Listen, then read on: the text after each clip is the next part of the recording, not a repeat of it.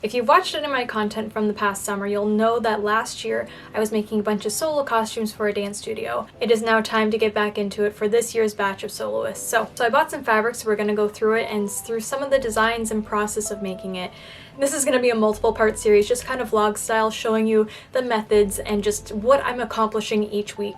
It will keep me on track for how much I need to do by the deadline and give you some colorful entertainment to watch at your leisure. So let's go through the fabric that I bought. For my first pile of fabric, we have a lot of purples. We have this like beautiful velvet color. I really liked working with velvet last year. It can be kind of slippery, but I do really like the feeling and it just looks so pretty on stage. So these next two fabrics are going to go with this costume, but I think I have to dye them just a little bit of a darker tone just to kind of blend in a bit more. I have this purple lace, it has just a little bit of sequins in it, and mainly what I'm going to be using this for is a skirt texture. I made a witch costume last year that had a bunch of torn pieces on the skirt, and I'm going to use this to recreate that. Along with those two fabrics, I have a purple mesh. Again, this one will probably be dyed just a tiny bit darker so that it will blend more with this velvet. But the concept for this one is more like fortune teller gypsy. And we're going to be adding some gold sequin and some coins, and this one's going to be really pretty. This next one, I'm using some fabric that I love to use. And this fabric, I know it as Mystique. I've used this a lot in the past, and it is just so pretty. All of the fabrics that I'm using are stretch. It has this like white gold finish, and this will be the main base of the costume. And I also have some cream mesh that I think I left in the car. The next costume concept is supposed to be snake, and I found this fabric, and I think that it's just going to look so pretty. And the way that I'm going to use this fabric is by cutting it into kind of like squiggly strips and then attaching it onto a beige bodysuit. So it'll look like a black snake is wrapping around the legs, around the arms. It's gonna look really cool. I'm really lucky that I found this fabric. Otherwise, I probably would have had to paint every single scale onto this bodysuit. I was not in the mood. In the past few years, I've really overworked myself with the detail that I add into things. So when I can find something that is going to be really eye-catching on stage, especially like looking at the shine, I'm going to go with this option. The next one that I have is a black faux leather base with some black mesh and a neon accent color. I only bought about a quarter meter of this fabric, mainly just because I'm only using this for like piping along all of the edges of the bodysuit. I think it's just going to look really striking and a lot different than having just a plain black bodysuit. So we have our black faux leather, our black mesh, and our neon accent for costume number 3. Costume number 4. There's a lot. About 7 years ago, I used to work at a costume store before it closed. My boss knew that I liked designing and making my own costumes, so whenever there was just like a little bit of fabric left over that she couldn't use for like larger groups, she would give it to me. And this is one of those fabrics. This is just like a beautiful stretch mesh fabric. It's more of like a light nude base with just like this beautiful iridescent shimmer on it. I've been waiting to use this for the longest time.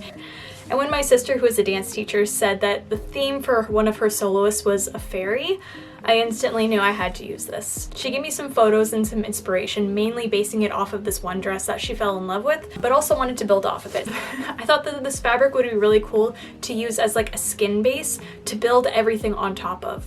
I'm going to be making a base as well as an overdress out of that fabric. Because I want the bottom edge to be a little bit darker, I bought some of this gray fabric, which has like more of like an iridescent green. I like to pair costumes with the shorts that are in a complementary color. I have this green Mystique fabric that will go along with the bottom of the dress that we're using.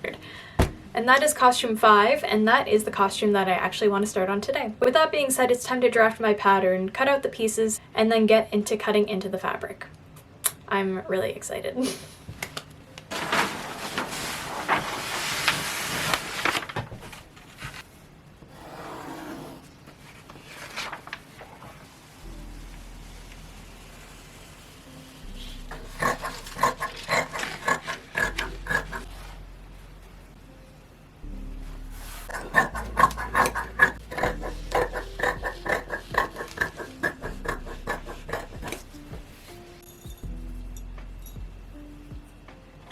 The shapes of this are going to change. I'm going to scoop it down, but for right now, this is okay.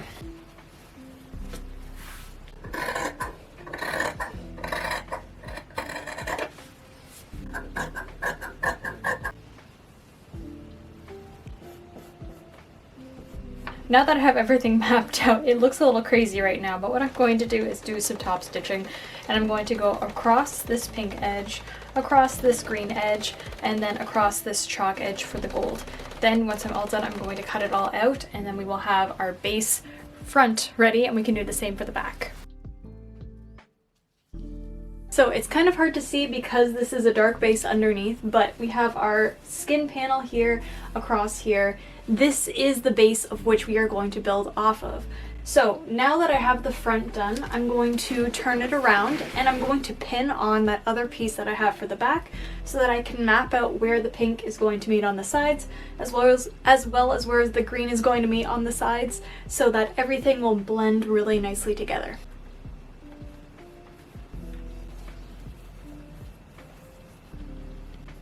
Now we're going to top stitch over all of this and create the shapes that we want. We're on to like day 2.5. The other days I haven't really been able to commit like a full day into making dance costumes, but now that I have other things out of the way, it's time to just really settle down and get working. So I'm not really going to talk too much right here. I just want to see how much work I can get done in a day, show you some clips of what I'm doing, and then at the end I will show you what I've been able to accomplish.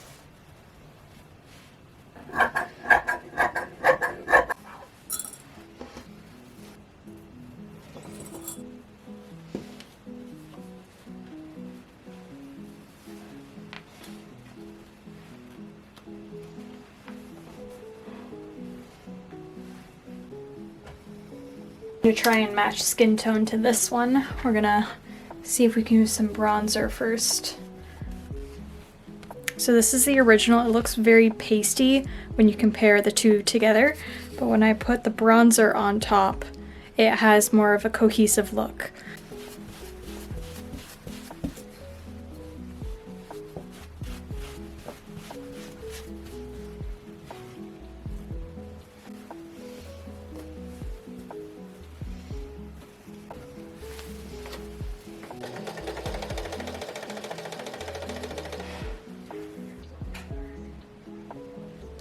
The sun is shining through the window right now, but I am pretty happy with where we've come to today. I've just pinned on a bunch of these appliques. I want to make sure that it's fitted to the dancer before I sew down all of them, but I'm just like mapping out all the different placements that I can put them. I took my Ohuhu markers, just like all the different shades of like a skin tone. I color matched them so that I can try to blend in the mesh into their skin as much as possible. But you want to read a book? Yeah, my day book. Alright, I gotta go be a mom, so we'll be back another day. I know, I look bald. We're on to another day. One costume down, one more to go. You just gotta keep chipping away at them.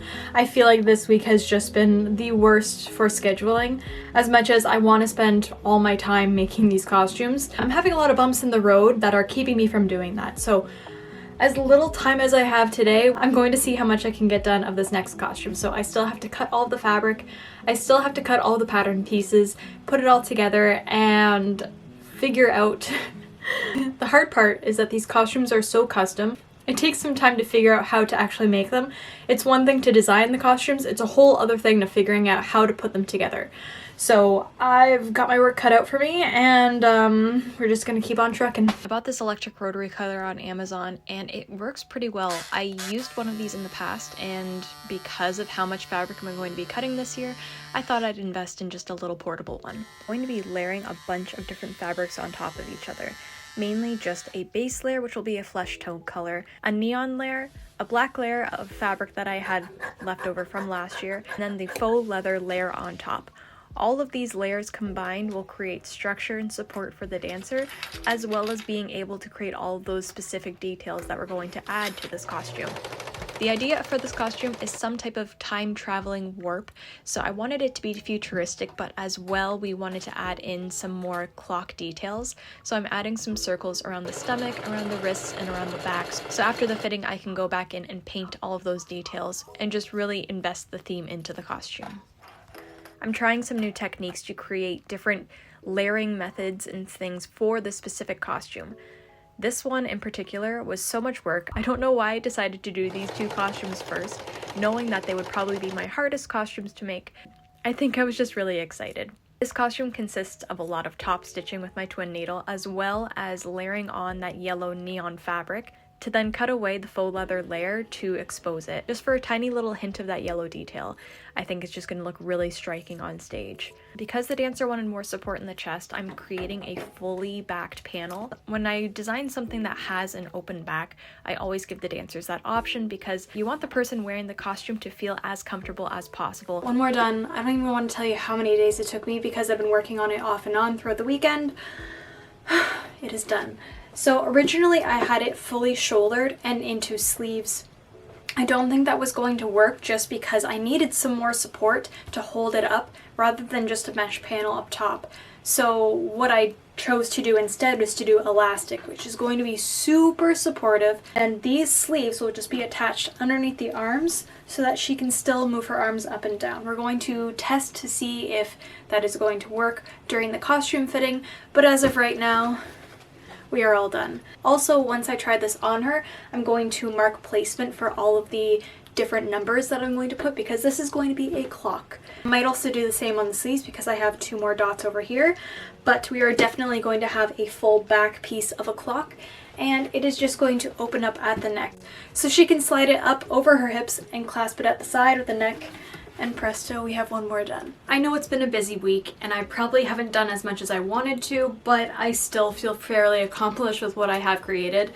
I think that this one, although it is a base, I think that it's going to look so pretty once it's all done and all the appliques are on. And as far as this one goes, we have a lot of work to do, especially when it comes to the back. I'm going to be painting on this. So excited to be back making costumes again. This is really like the most wonderful time of the year for me, as stressful as it can be, but that's just because I'm so excited. I want them to be as perfect as I can make them and have the dancers enjoy them as well. Thank you so much for watching. I hope you enjoyed this video.